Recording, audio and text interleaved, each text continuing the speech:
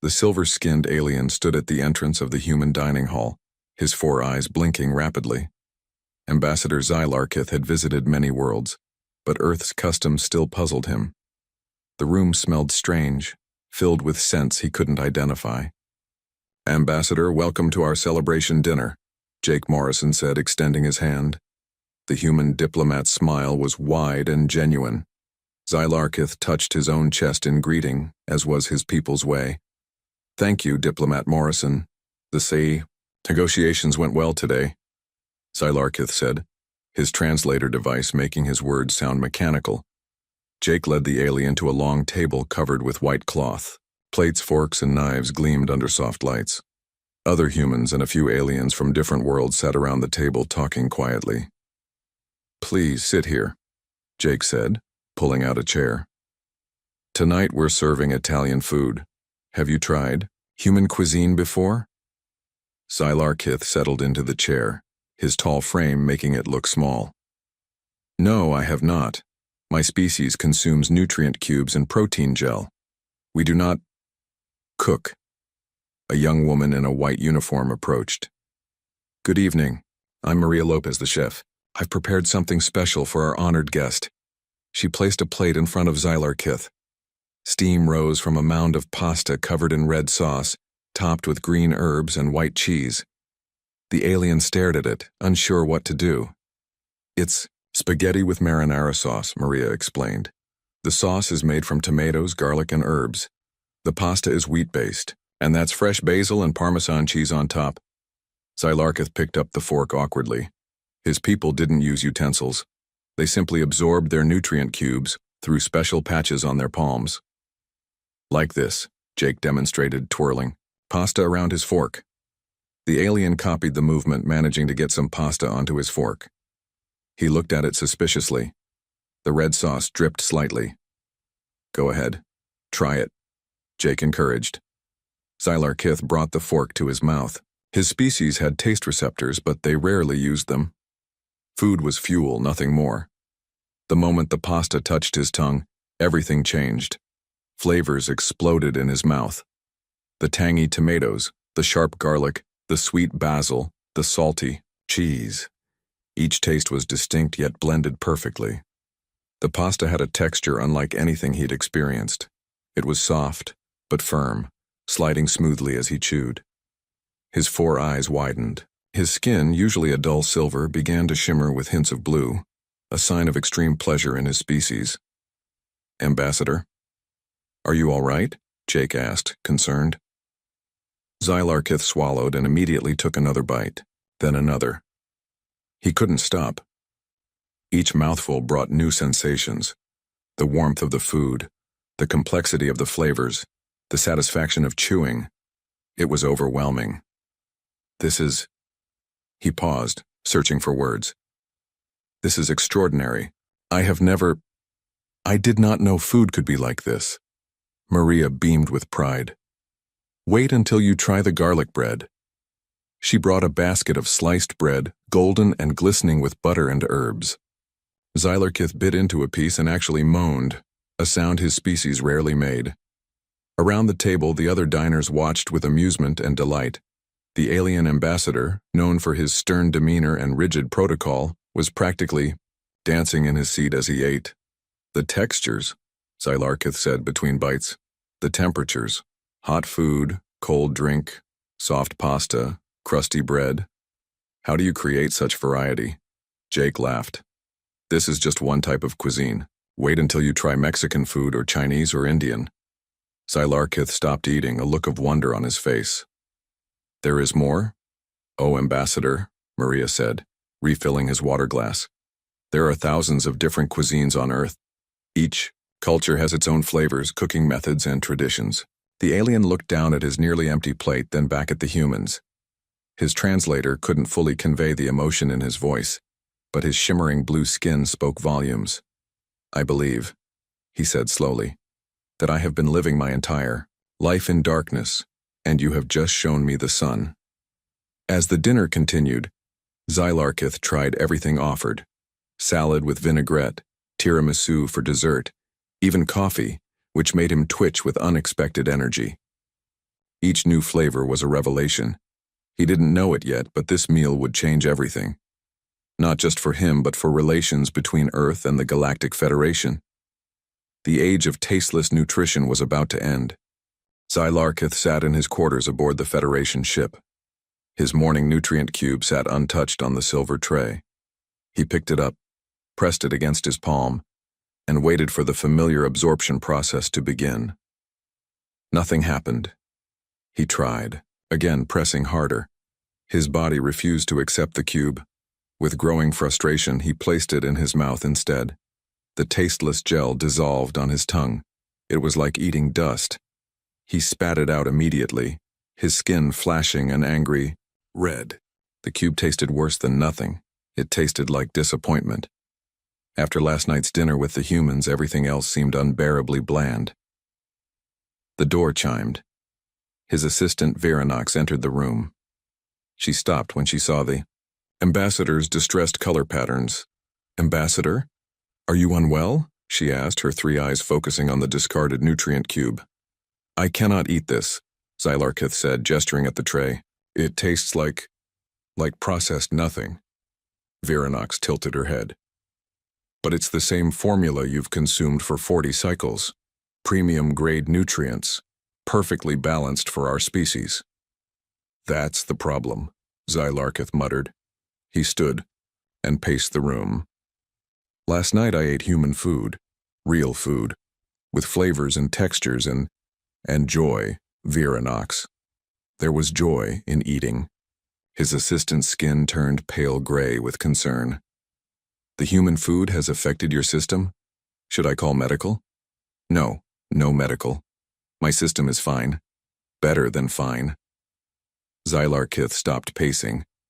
"I need to return to Earth. Today. But the negotiations are complete. We're scheduled to depart for the homeworld in 6 hours. Cancel it. Delay it. I don't care." The ambassador's skin shifted to a determined purple. "I must learn more about human cuisine." 2 hours later, Xylarkith stood outside a small Earth establishment called Tony's Pizza. The smells wafting from the door made his skin tingle with anticipation. Inside, a short man with a thick mustache looked up from behind a counter. "Hey, you're that alien diplomat from the news. Come in, come in." "I am Ambassador Xylarkith. I wish to experience more human food," Tony grinned. "You came to the right place. Ever had pizza?" "I have not." "Oh boy, you're in for a treat." Tony slid a fresh pie from the brick oven. The cheese bubbled, the crust was golden brown, and circles of red pepperoni glistened with oil. Xylarkith took his first bite. The combination of crispy crust, melted cheese, tangy sauce, and spicy meat overwhelmed his senses. His skin cycled through colors like a rainbow. "Good, eh?" Tony laughed, watching the alien's reaction. "It's miraculous," Xylarkith managed, between bites. The heat, the stretch of the cheese, the contrast between the crispy bottom and soft top. He ate 3 entire pizzas. Tony introduced him to garlic knots, calzones, and cannoli. Each new food brought fresh waves of pleasure. Back on his ship that evening, Xylarkith tried once more to consume his regulation dinner cube. This time, he actually gagged. The cube fell from his hand, bouncing across the metal floor. Veranox found him slumped in his chair, staring at the fallen cube. "Ambassador, this is becoming serious. You haven't properly absorbed nutrients in 2 days." "I can't go back, Veranox. I can't return to that existence." His 4 eyes met her 3. "Did you know humans have something called dessert? They eat sweet things just for pleasure, not nutrition. And spices, they have hundreds of spices that serve no purpose except to create flavor." His assistant's skin showed swirls of confusion. "But flavor serves no biological purpose. Nutrition is what matters." "That's what I thought too." Xylarkith stood up. "I was wrong. We were all wrong." He walked to his communication console and began typing a message to the Federation Council. He requested an extended stay on Earth for additional cultural research. As he typed, he thought about what Jake had said. Chinese food, Mexican food, Indian food.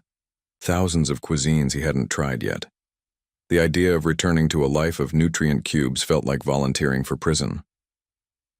"Viranox," he said suddenly. "Tomorrow, you're coming with me. There's a human food called ice cream I think you need to experience." His assistant's skin flickered with uncertainty, but also perhaps a hint of curiosity. The ice cream shop was small and bright, with pictures of sundaes on the walls. Viranox followed Xylarkith inside, her skin showing nervous yellow streaks. She had never eaten for pleasure before. "2 scoops of chocolate, please," Xylarkith told the teenage girl behind the counter. His translator had learned food words quickly. The girl handed him a cone with 2 brown spheres. Xylarkith passed it to Viranox. "Lick it," he instructed, "before it melts." Viranox extended her long tongue hesitantly. The moment it touched the ice cream, her 3 eyes went wide. Her skin exploded in swirling patterns of pink and gold. What is this sensation?" she gasped. "It's cold but sweet. Smooth but solid. She took another lick. "It's wonderful." Xylarkith ordered his own cone, mint chocolate chip. They sat on a bench outside, their alien forms drawing curious but friendly looks from passing humans. "Ambassador, I understand now," Viranox said, working her way through the cone. "This is not just sustenance. This is art?" "Exactly." Xylarkith's skin glowed with approval. "The humans have elevated eating to an experience, a joy, a celebration." News of the aliens' food adventures spread quickly. Photos of Xylarkith eating pizza went viral on Earth's networks. Other alien diplomats stationed on Earth grew curious. Within a week, Xylarkith found himself leading unofficial food tours for his fellow aliens. The Craxian representative discovered sushi and wouldn't stop talking about wasabi. The 3 Vendorian delegates became obsessed with barbecue. Even the crystalline beings from Zeta Prime found they could absorb flavored steam from soup. Maria Lopez, the chef from the first dinner, saw an opportunity. She opened Earth's first interstellar cooking school. Aliens lined up to learn human culinary arts. "Today we make curry," Maria announced to her class of 12 different species. Indian style with lots of spices. The kitchen filled with the aroma of cumin, turmeric, and garam masala. Aliens who had never cooked anything watched in fascination as Maria demonstrated the art of layering flavors. Xylarkith proved surprisingly talented with a knife. His 4 hands could chop vegetables at incredible speed. "On my world, we would consider this inefficient," he said, dicing onions. "But there's something satisfying about the process itself." A month passed. Reports reached the Galactic Federation Council about the strange behavior of their Earth-based diplomats. Productivity in traditional terms had dropped, but cultural exchange had skyrocketed. The head of the council, High Director Tharn, called an emergency meeting. "This is unprecedented," Tharn declared, his ancient voice echoing through the chamber. "Our representatives are spending hours engaging in primitive food preparation. Some have even gained weight." "With respect, High Director," said a young aide, "the cultural insights we're gaining are invaluable. Did you know humans have entire festivals dedicated to food? They bond over meals, conduct business during lunch, celebrate with special dishes." "Irrelevant!" Tharn's tentacles writhed with agitation. "Food is fuel, nothing more. This human obsession with taste is delicious?" suggested the aide, who had secretly tried chocolate during a Earth visit. Tharn glared at him. "I'm instituting a new policy. All Federation personnel must return to standard nutrient protocols immediately." The news hit the alien food enthusiasts hard. Xylarkith received the directive while learning to make fresh pasta with Maria. "They can't do this," he said, his skin flashing angry red. "They don't understand what they're taking away." Maria wiped flour from her hands. "Maybe they need to taste it for themselves." An idea formed in Xylarkith's mind. His skin shifted to a calculating green. "Maria, how difficult would it be to cater a Federation Council meeting?" She grinned. "Not difficult at all. What did you have in mind? Something bold. Something that will change their minds with a single bite." That evening, Xylarkith composed a message to the council. He requested permission to present a cultural exhibition at the next meeting. His real plan was much more ambitious. He would bring the food revolution to the heart of the Federation itself. Viranox helped him pack specialized containers that would keep human food fresh during space travel. They loaded the ship with ingredients, spices, and cooking equipment. "Are you sure about this, Ambassador?" Viranox asked as they prepared to depart. Xylarkith's skin showed determined purple. "The Council needs to understand. Sometimes the most profound changes start with something as simple as a good meal." The Galactic Federation Council chamber was a massive dome of crystal and metal. Hundreds of representatives from across the galaxy sat in curved rows, their various forms creating a rainbow of shapes and colors. Xylarkith stood at the center, podium, his skin carefully controlled to show respectful silver. Behind him, hidden under official-looking covers, were the weapons of his revolution, warming trays filled with human delicacies. "Esteemed council members," he began, "I come before you to discuss a matter of great importance." High Director Tharn's tentacles twitched impatiently. "Ambassador Xylarkith, we've already addressed the food situation. The ban on human cuisine takes effect immediately. With respect, High Director, I believe the Council lacks crucial information to make this decision." Xylarkith signaled to Viranox, who began removing the covers. Steam rose from the revealed dishes. The aroma of garlic, herbs, chocolate, and spices filled the chamber. Alien nostrils flared, sensory organs twitched, and confused murmurs spread through the crowd. "What is the meaning of this?" Tharn demanded. "This is a cultural presentation." Xylarkith replied calmly. "I invite all council members to experience what they're voting to ban." Councillor Thexal, a rigid being from a militaristic world, stood up. "This is highly irregular. Food is sustenance, not entertainment. This council has more important matters." His speech cut off as Viranox offered him a small plate with a chocolate truffle. The smell reached his sensory organs, and despite himself, he accepted it. Across the chamber, other assistants distributed samples: fresh bread with olive oil, spicy curry, delicate sushi rolls, sweet pastries dripping with honey. The ancient council chamber, used to solemn debates and serious decisions, transformed into something else entirely. Gasps of surprise echoed off the crystal walls. Skin colors shifted in waves of pleasure. Even species without traditional mouths found ways to absorb the flavors. Councillor Thexal bit into the chocolate truffle. His rigid exoskeleton actually seemed to soften. His compound eyes glazed over. This is extraordinary," Xylarkith suggested. "Dangerous," Thexal managed, but he was already reaching for another truffle. High Director Tharn watched in horror as order dissolved. The Vendorian delegation was arguing over the last spring roll.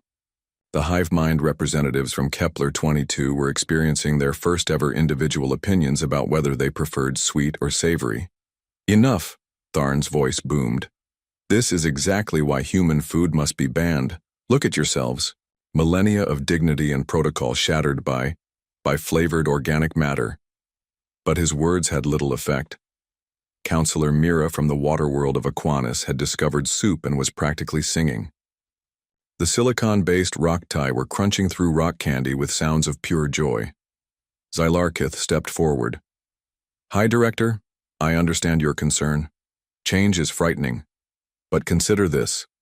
For the first time in Council history, every species here is sharing a common experience. We're not just exchanging data or negotiating treaties. We're enjoying something together." He offered Tharn a plate with a perfectly grilled cheese sandwich. "The humans have a saying, break bread together. It means to share food as a way of building trust and friendship." Tharn's tentacles recoiled from the plate. "This is precisely the problem. Food should not create emotional responses. It's inefficient, distracting, and wonderful," interrupted Councillor Vena, her crystalline form humming with pleasure as she absorbed the essence of strawberry jam. "When did efficiency become our only value?" The question hung in the air. Around the chamber, beings who had never questioned their nutritional practices were experiencing doubt for the first time. Thexol, now on his 5th chocolate truffle, spoke up. I propose we table the ban pending further research. Seconded, called out 3 different counselors simultaneously, their mouths full of various human foods. Tharn looked around the chamber in dismay. His oldest allies were debating the merits of hot sauce. The most conservative faction was sharing a pizza. Even his personal aide was discreetly nibbling on a cookie. This is madness, he declared. Fine, the ban is postponed. But mark my words, this fixation on flavor will lead to chaos. As the meeting adjourned, Zylarkith packed up the empty serving trays. Viranox approached, her skin showing satisfied blue swirls. That went better than expected, she said. Zylarkith nodded. But Tharn won't give up easily. This is just the beginning. He looked around at the council members, many of whom were exchanging contact information with promises to share recipes. The revolution had started, but the war was far from over. 3 months after the council meeting, secret kitchens appeared across the galaxy. In hidden corners of space stations, abandoned cargo holds, and private quarters, aliens gathered to cook and eat human food. Zylarkith received coded messages daily. A Craxian mining colony had started growing tomatoes in artificial light. The Academic Institute on Nexus Prime was secretly teaching flavor chemistry. Even on the warrior world of Thexel, soldiers were trading combat rations for spice packets. We need to organize, Zylarkith told his inner circle during a midnight meeting in an old storage bay. The air smelled of fresh-baked bread. Danny Rogers, a red-haired chef from Texas, nodded. I've been thinking the same thing. We need a proper network, suppliers, teachers, safe houses. The group included Viranox, 3 other alien converts, and a handful of human food enthusiasts. They called themselves the Flavor Underground. I can get ingredients, said Lisa Chen, a cargo pilot. My ship makes regular runs between Earth and the outer colonies. Nobody checks food shipments too, carefully. We'll need recipes translated into different languages, added Crix, a 4-armed Vendorian who had become obsessed with baking, and adapted for various species biology. Zylarkith's skin showed thoughtful green patterns. The Federation is already suspicious. Tharn has security watching known food sympathizers. We must be careful. Over the next weeks, they built their network. Danny created simple picture recipes that any species could follow. Lisa established smuggling routes for Earth ingredients. Crix set up secure communication channels. The Underground's first major operation was on Space Station Sigma. The station's commander, a stern Zalathian named Voss, had banned all flavor-enhanced substances. His crew lived on standard nutrient paste. Late one night, Zylarkith and Danny sneaked aboard disguised as maintenance workers. They found the station's food processing center and got to work. You sure about this? Danny whispered, adding vanilla extract to the nutrient paste mixer. Sometimes revolution requires bold action, Zylarkith replied, sprinkling cinnamon into another batch. The next morning, chaos erupted on Station Sigma. Workers who had never tasted anything but bland paste suddenly experienced cinnamon, vanilla, and hints of chocolate in their breakfast. The effect was electric. What is this sensation? Demanded a confused technician, his antenna quivering with delight. Commander Voss stormed into the cafeteria. Who tampered with the food processors? But his crew wasn't listening. They were too busy experiencing their first real flavors. Some were crying. Others were laughing. A few were dancing. The incident became known as the Cinnamon Rebellion. Within days, similar events occurred across the Federation. Nutrient processing plants were sabotaged with flavor. Secret restaurants opened in abandoned sectors. Black market spice trading flourished. High Director Tharn responded with force. He created the Anti-Flavor Task Force, led by the zealous Commander Drax. Their mission: eliminate human food influence from Federation space. They're getting serious, Viranox reported during an emergency meeting. Drax's forces raided 3 underground restaurants yesterday. They're arresting anyone caught with Earth spices. Danny slammed his fist on the table. We can't let them win. Food is a basic right. We need to be smarter, Zylarkith said. No more open restaurants. We'll use mobile kitchens, pop-up tastings, encrypted recipe sharing. The Flavor Underground adapted. They developed new techniques, flavor capsules that dissolved in standard nutrient paste, holographic cooking classes, spice drops that could transform any meal. One night, while planning their next operation, Zylarkith received an unexpected message. It was from Counselor Thexel, the same rigid military officer who had first opposed human food. I must speak with you, the message read. Privately, it's about chocolate. They met in an abandoned observatory. Thexel's exoskeleton clicked nervously as he entered. I can't stop thinking about those truffles, he confessed. I dream about them. Standard rations taste like sand now. I need more. Zylarkith's skin shifted to understanding blue. You're not alone, Counselor. Many feel the same. I want to help, Thexel said. I have military clearances, secure facilities. We could protect your operations. It was a turning point. With Thexel's help, the underground gained access to military supply lines and secure communications. The revolution was growing stronger, but so was the opposition. Tharn was planning something big, something that would threaten not just the underground but Earth itself. The war for flavor was escalating. The intercepted message made Zylarkith's skin turn cold gray. Viranox read it aloud to the underground's emergency meeting. Federation Council Order 771. All Earth agricultural exports to be terminated. Human spice production facilities to be destroyed. Planet Earth to be placed under full quarantine. Danny dropped his coffee mug. It shattered on the metal floor. They're going to attack Earth? Counselor Thexel, now a full member of the underground, clicked his mandibles angrily. This is Tharn's final solution. He believes if he cuts off the source, the galaxy will return to normal. We have to warn Earth, Lisa said, already reaching for her communicator. Wait, Zylarkith interrupted. If we reveal we intercepted this message, they'll know we've infiltrated their systems. We need a better plan. For 3 days, they debated strategies. Meanwhile, Federation ships moved into position around Earth. The official story was a routine health inspection, but everyone knew the truth. Jake Morrison, Earth's diplomat, contacted Zylarkith privately. We're seeing military buildup in our system. What's happening? The Federation plans to destroy your food production, Zylarkith explained. They fear what flavor has done to their control. Jake was quiet for a moment. How can we stop them? I have an idea, Zylarkith said. But we'll need every ally we have. The plan was audacious. Instead of fighting the Federation directly, they would overwhelm them with taste. Every converted alien, every secret food lover, every being who had experienced the joy of flavor would participate.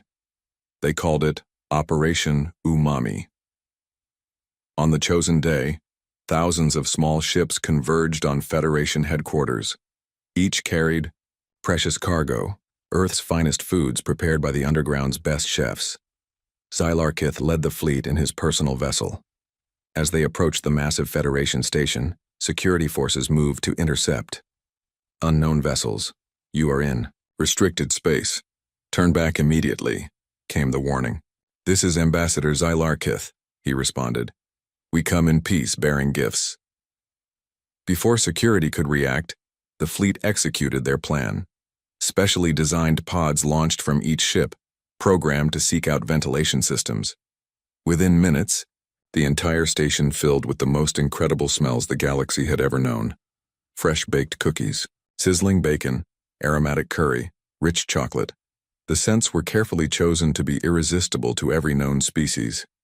Inside the station, chaos erupted. Security guards abandoned their posts to follow their noses. Administrative staff left their desks. Even the most disciplined officers found themselves drawn to the source of these amazing smells.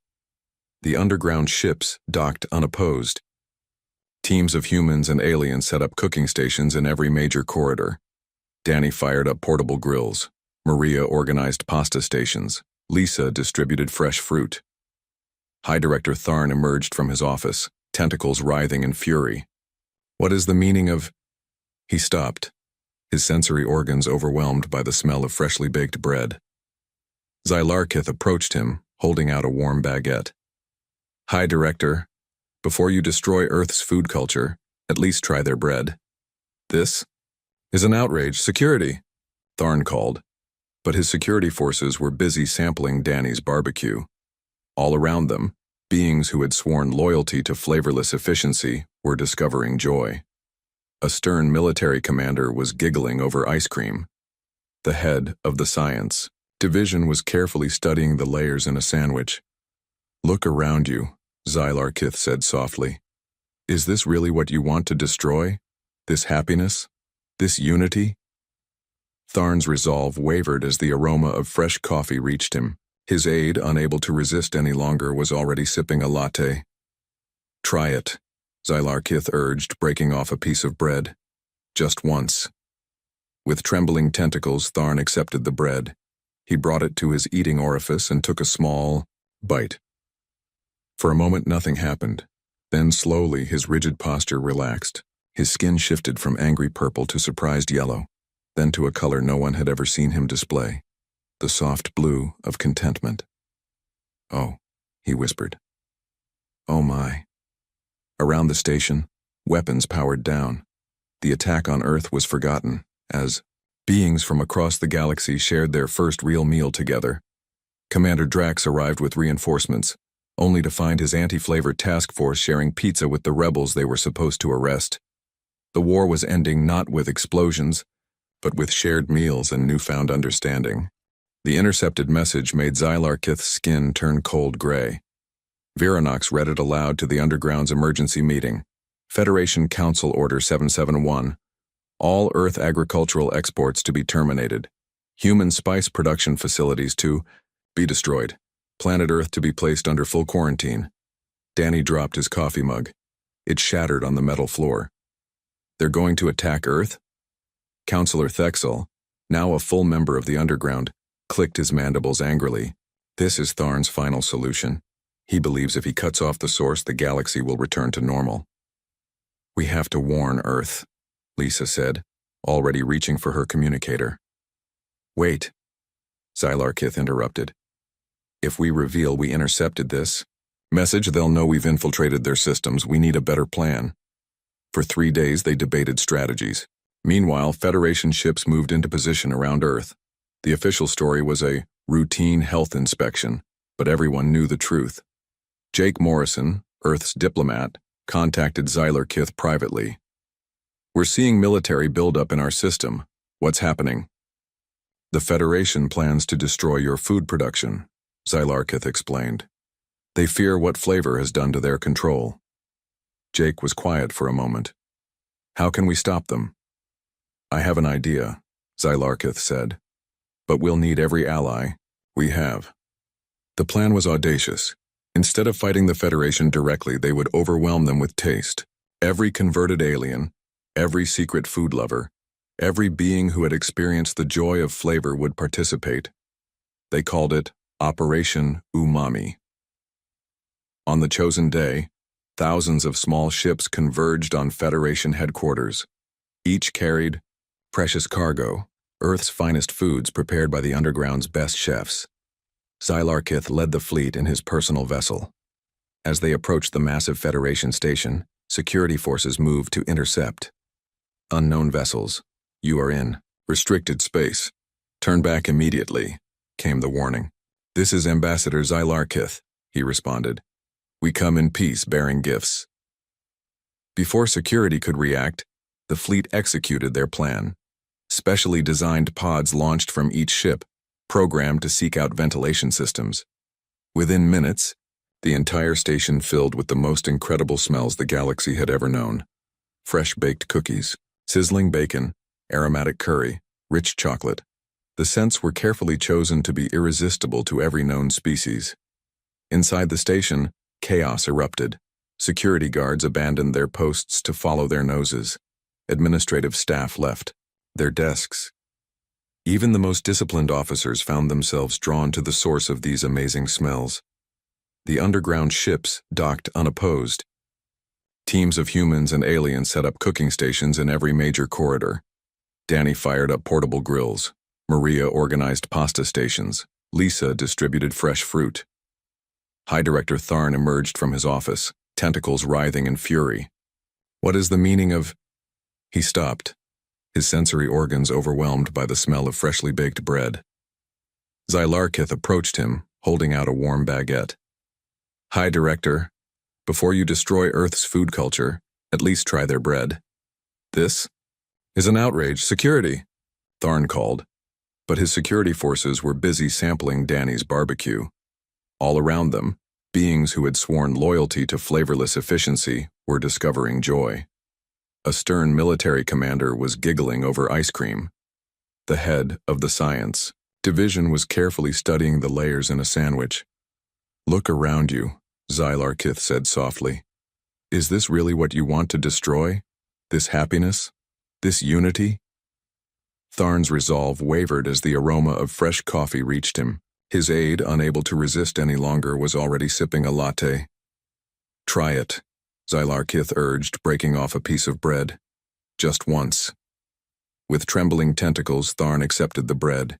He brought it to his eating orifice and took a small bite. For a moment, nothing happened. Then, slowly, his rigid posture relaxed. His skin shifted from angry purple to surprised yellow, then to a color no one had ever seen him display, the soft blue of contentment. Oh, he whispered. Oh my. Around the station, weapons powered down. The attack on Earth was forgotten, as beings from across the galaxy shared their first real meal together. Commander Drax arrived with reinforcements, only to find his anti-flavor task force sharing pizza with the rebels they were supposed to arrest. The war was ending not with explosions, but with shared meals and newfound understanding. 1 year later, Zylarkith stood on the observation deck of the Galactic Culinary Institute. The massive space station orbited Earth, its windows offering views of the blue planet below. Students from hundreds of worlds filled its kitchens and classrooms. Director, your lunch is ready, Vera Knox announced. She now served as the Institute's head of interspecies dietary adaptation. Zylarkith smiled, a human expression he'd adopted. What's on the menu today? Something special? Danny made it himself. In his private dining room, Zylarkith found a simple plate waiting, a grilled cheese sandwich cut diagonally with a small cup of tomato soup. He laughed, remembering how such basic Earth food had once seemed impossibly exotic. As he ate, he reviewed the morning reports. The changes across the galaxy were remarkable. The Craxian Empire had converted their military ration factories into gourmet food production facilities. Their warriors now prided themselves on their cooking skills as much as their combat abilities. The Vendorian hive minds had discovered that shared meals created stronger telepathic bonds. Their worlds now centered around communal kitchens. Even the crystalline beings of Zeta Prime had developed ways to experience flavor through harmonic resonance, creating music that tasted like food. You're thinking deep thoughts, Danny said, entering with his own sandwich. The human chef had become Zylarkith's closest advisor. I'm remembering that first dinner, Zylarkith replied. How one plate of spaghetti changed everything. Danny nodded. Food has a way of doing that. My grandmother always said the way to someone's heart is through their stomach. A chime announced visitors. Jake Morrison entered with a group of Earth diplomats and Federation officials. Director Zylarkith, Jake said. We have news. The Federation Council has approved the next phase. Zylarkith's skin showed curious green. Next phase? Culinary embassies, Jake explained. Every Federation world will have an Earth food cultural center, and Earth will host restaurants from every member species. The cultural exchange goes both ways, added High Director Tharn, who had insisted on joining the delegation. His tentacles now sported a chef's hat. I'm opening the first Zentaurian tea house in Tokyo next month. Zylarkith felt his heart swell with pride. The movement he'd started had grown beyond his wildest dreams. That evening, the Institute hosted its first graduation ceremony. Beings of all shapes and sizes received their certificates in interstellar culinary arts. Maria Lopez gave the keynote speech, Food is more than sustenance, she told the graduates. It's communication, it's art, it's love. When you cook for someone, you're sharing a piece of your culture, your history, your heart. After the ceremony, Zylarkith found himself alone in his office. He unwrapped a small package that had arrived that morning. A gift from the first, Craxian sushi chef. Inside was a piece of candied ginger. He placed it on his tongue, savoring the sweet, spicy flavor. His mind drifted to the future. Already, hybrid cuisines were emerging. Venusian-Italian fusion, Andromedan-Mexican combinations. The galaxy's palette was expanding in ways no one had imagined. A soft knock interrupted his thoughts. A young Talaxian student stood at the door, her scales shifting nervously. "Director? I wanted to thank you. My world knew only nutrient algae before. Now my family runs a bakery. My mother makes something called croissants. People line up every morning to buy them."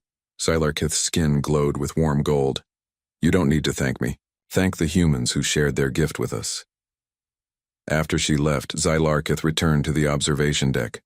Earth sparkled below, its continents outlined by city lights. Somewhere down there, in countless kitchens, people were cooking. And across the galaxy, in homes and restaurants and space stations, beings were discovering the joy he'd found in that first bite of pasta. He unwrapped another piece of candied ginger, his guilty pleasure, and smiled. The revolution that began with a single meal had transformed the galaxy, not through force or politics, but through the simple act of sharing food. And to think, it all started because he tried human food once, and everything else tasted like ash. The future, Zylarkith decided, would be delicious.